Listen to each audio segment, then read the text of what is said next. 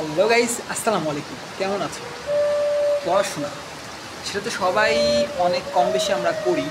তবে অনেকে আসে না, নেগেটিভ মাইন্ডের থাকে মানুষ, মানে যখন নেগেটিভ কেউ কমেন্ট করে তখন হয়তো আমাদের মনটা অনেক ভেঙে যায়। বিশেষ করে আমার অনেক সময় এটা হয় বলতে পারো। দেখো, অনেক অনেক সময় বলে না, পড়াশোনা করে কী হবে, লাভ কী? বাংলাদেশে তো পড়াশোনার কোনো মূল্যই নেই। কিছুদিন আগে একটা কথা ভাইরাল হয়েছিল, রিসেন্টলি এখনও ওটা চলছে বলতে পারো, যে যেই দেশে পড়াশোনা করে কোনো লাভ নেই সেই দেশে বই খাতা রেখে লাভ কী? আমাদের কাছে নিয়ে আসো, এর জন্য নিয়েছে গরম গরম চানাচুর ভাজা। এগুলো যখন শুনি না, একটু কষ্ট লাগে। আবার বাস্তবতার দিক থেকে এটা ওরা সত্য কথা বলে। আজকে আমাদের এখানে অনেক পানি হচ্ছে, অনেক বেশি। বাইরে যদি তোমাকে গেলে অবশ্য দেখানো যাবে, তবে এখন আমি বাইরে যাচ্ছি না।